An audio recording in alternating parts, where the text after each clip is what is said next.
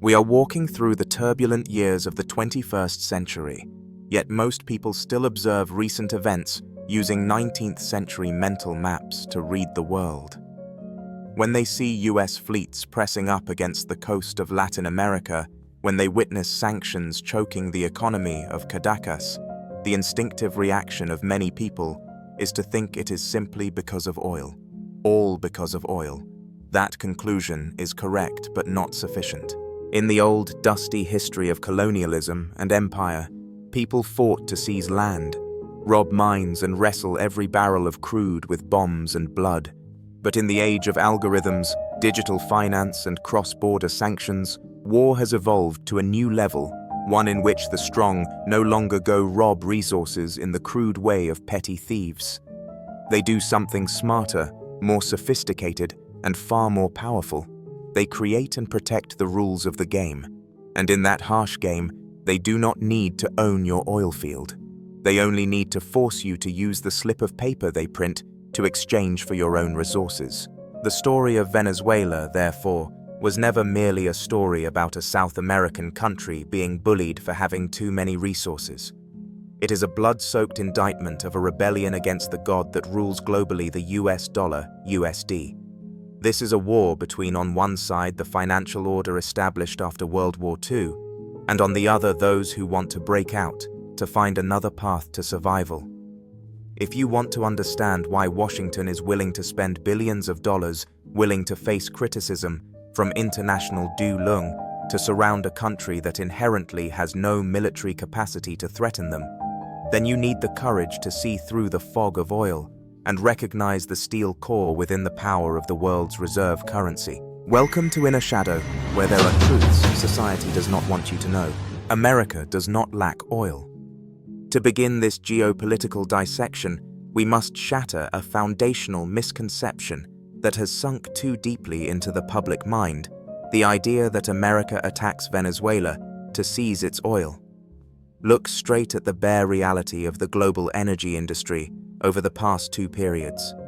While the world was still obsessed with peak oil theories, a quiet but destructive revolution unfolded inside the United States itself, the shale oil revolution.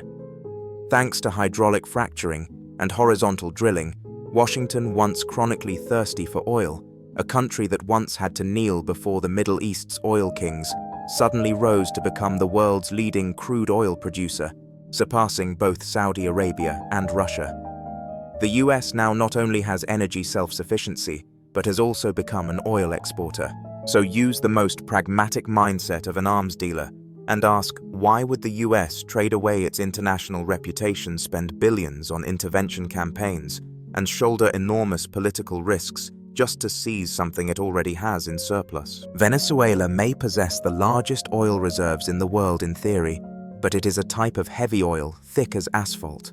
Even if the profit margin is high, they would have to spend around $200 billion to rebuild infrastructure at the ruined, long-neglected oil wells in Venezuela. And compared with shale oil from Texas or the Ben region, Caracas's oil is like an expensive antique that is extremely hard to use and packed with the risk of attack.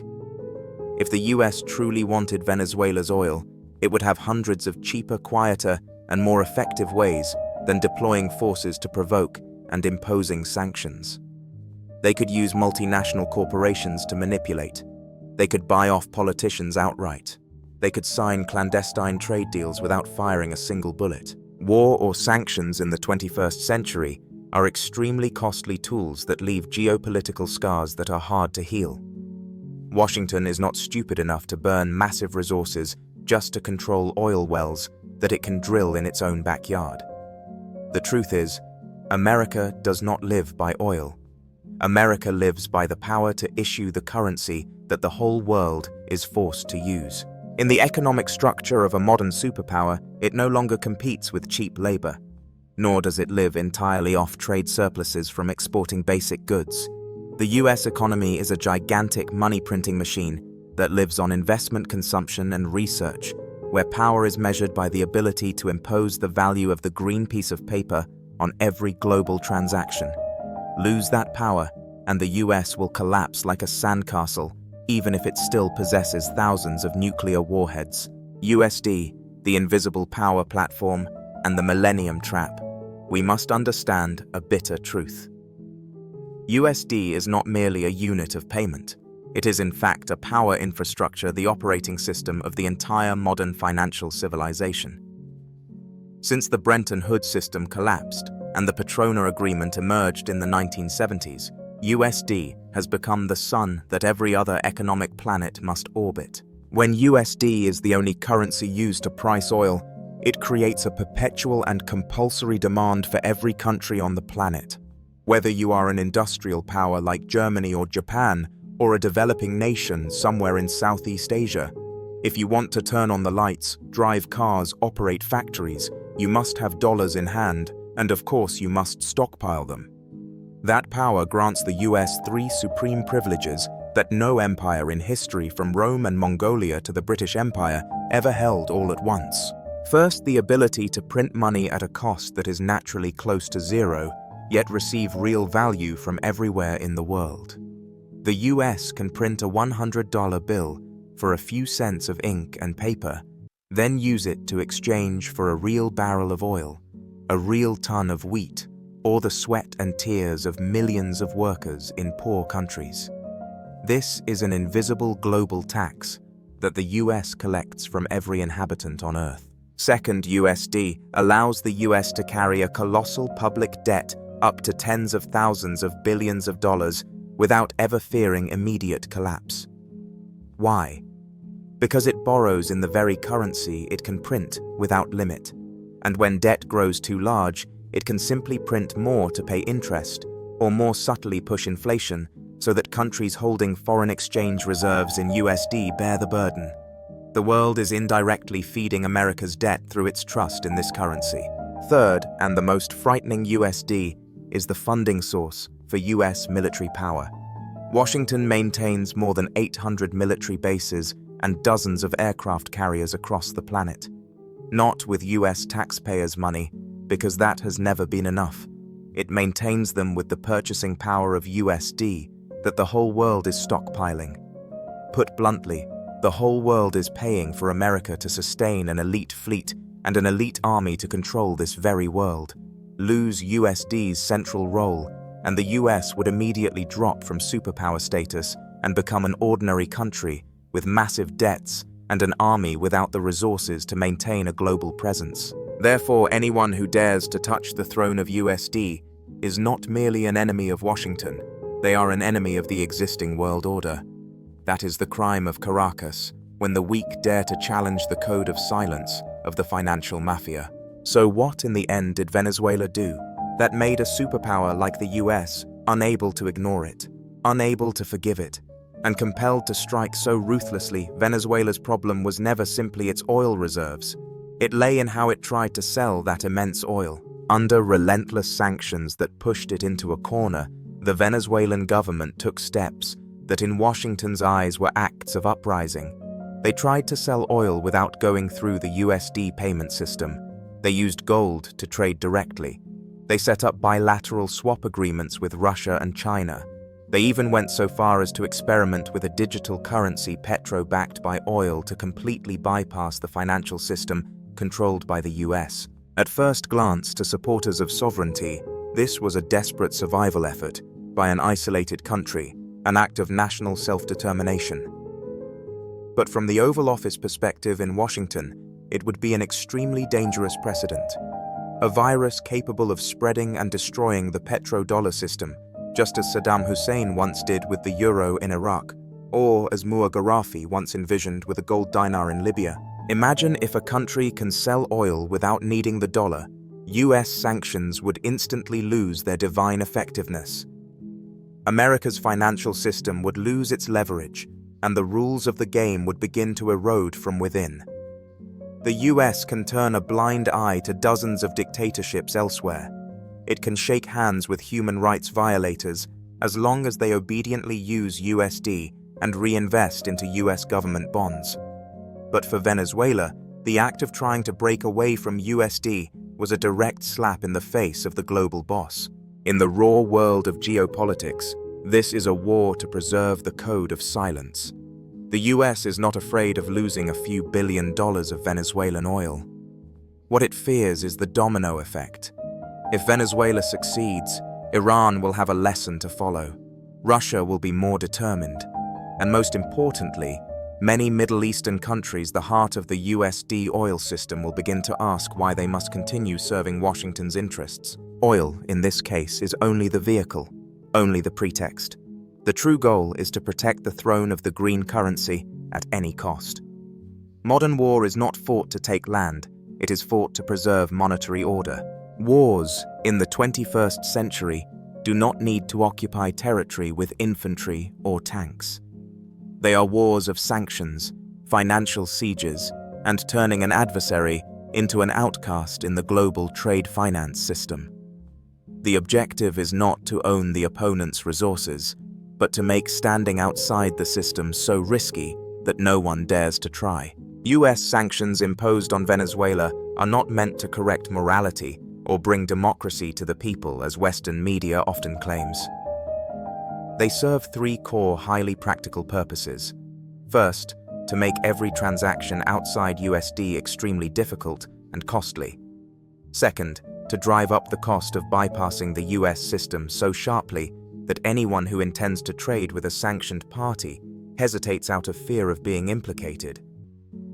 Third, to send a blood-steel deterrent message to all other countries on the map: this is the price you pay if you dare betray the dollar. This is an invisible war, but its destructive power is even more terrifying than bombs because it kills a country from within by cutting off its economic veins. It does not destroy buildings. It destroys the monetary system, destroys purchasing power, and pushes millions into poverty to create internal pressure for overthrow. In this world, submission is exchanged for stability and resistance is repaid with economic destruction. The US does not need to seize Venezuela's oil wells. It only needs to make those wells useless if they are not traded in USD. That is how a modern empire operates. No need to shackle your feet with chains. It shackles you with numbers on a computer screen in the squid system.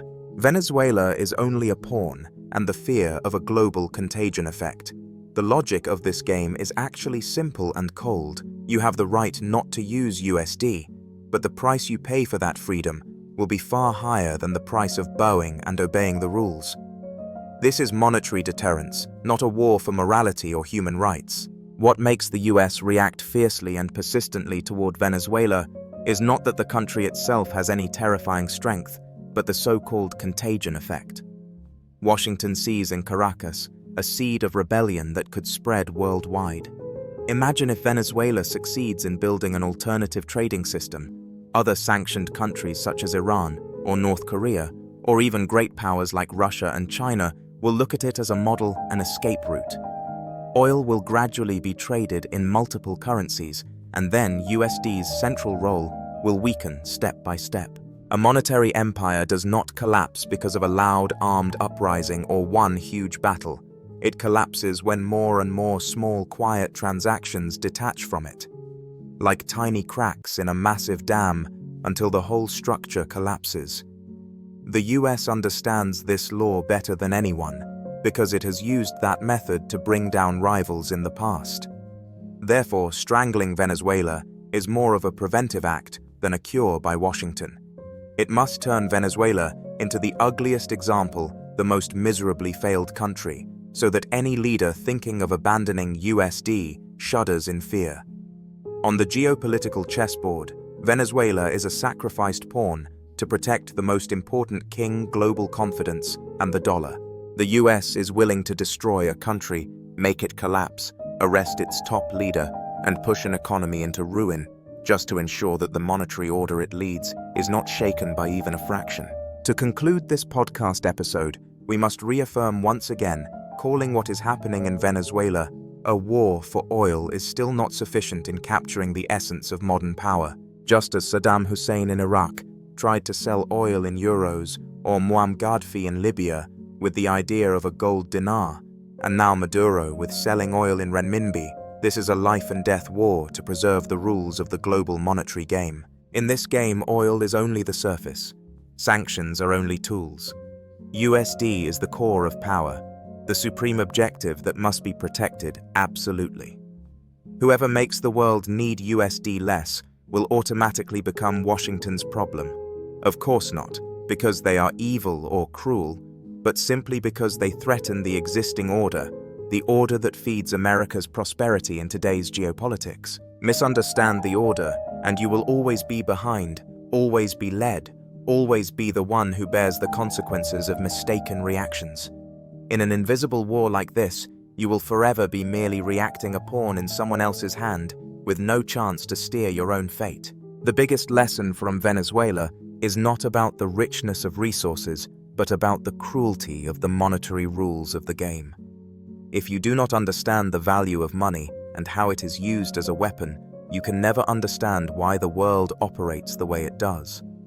Look back at what is happening in South America with clearer eyes, see through ideological shells to recognize the iron framework of financial power. That is where the real games are decided, where empires are built, and where nations are erased without a single official declaration of war. Remember, in the 21st century, whoever controls the flow of money controls the breath of all humanity. Do not be the one who lags behind in this war of awareness, because the price you pay is sometimes the future of an entire nation.